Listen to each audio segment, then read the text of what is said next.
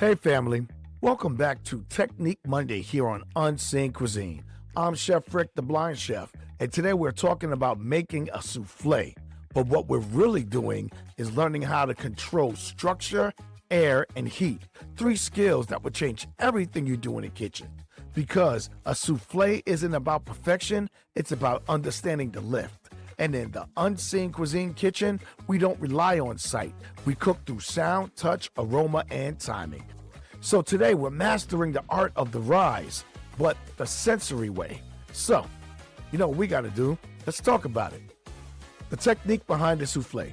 A souffle works because one core principle: air expands when heated. Your job as a cook is to build a stable base. Then you want to trap the air in the egg whites.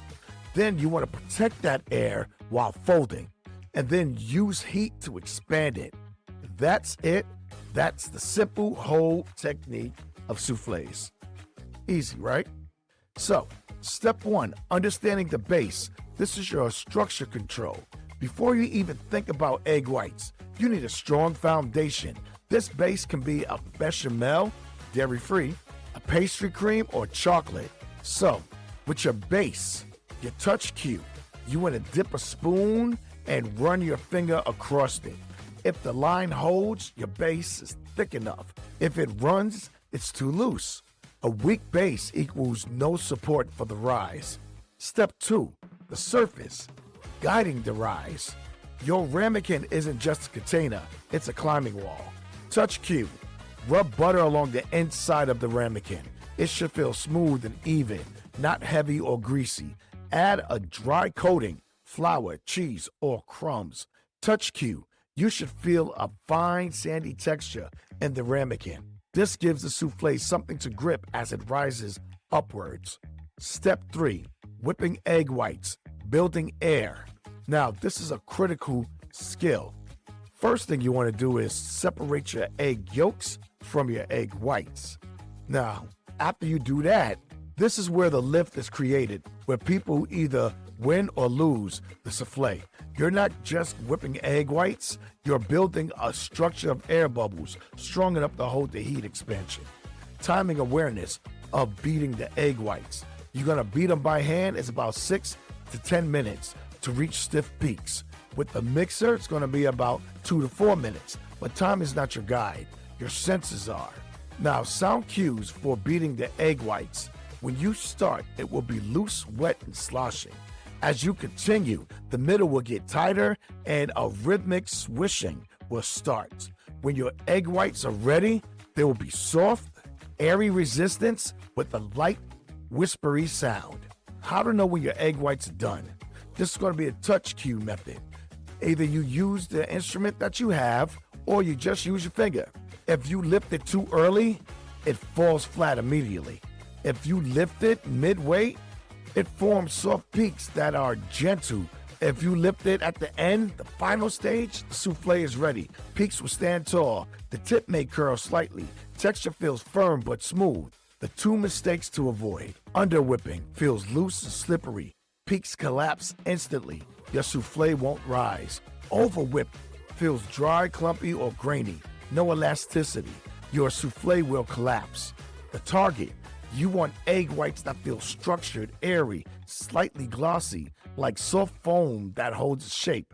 That's your lift. Step four, folding. You want to protect the air. This is where most people lose the souffle. You're not mixing, you're preserving the air. Sensory focus, touch cue. The batter becomes lighter with each fold. Your spatula should glide like it's moving through foam. Movement cue.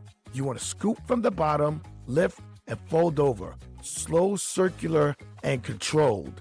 Stop when it feels airy, light, and springy, and is still smooth. Overworking will collapse the souffle. Step five, the runaway technique, directing the lift. After filling your ramekins, run your finger around the inside of the edge. Sensory cue. You'll feel a small groove form. This is the runway. It helps the souffle rise straight up instead of cracking unevenly.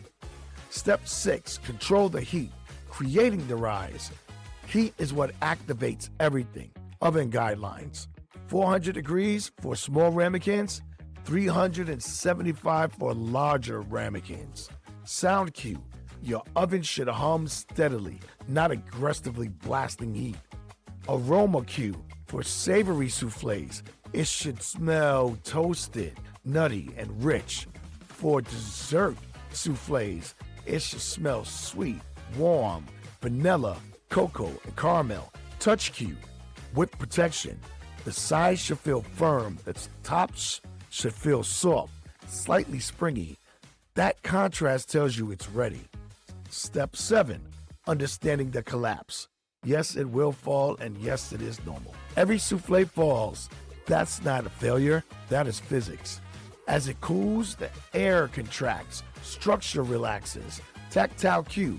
When you break into it, inside feel moist, airy, and delicate, like warm foam or custard. Now that is the goal that you're looking for. Here's my sensory insights. A soufflé teaches you something powerful. You can't rush structure, you can't force air, and you can't fake control. But when you slow down, and when you listen, and when you feel, you create a lift without ever needing to see it. That's cooking at its higher level, and that's Unseen Cuisine. That is your Technique Monday, Soufflé Fundamentals, mastering the rise through your senses. If this helped you understand cooking on a deeper level, share it with somebody who's ready to build real skill in the kitchen.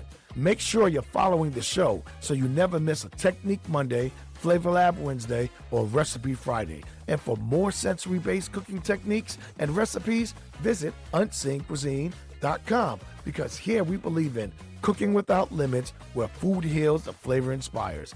I'm Chef Rick. I'll see you next time in the kitchen.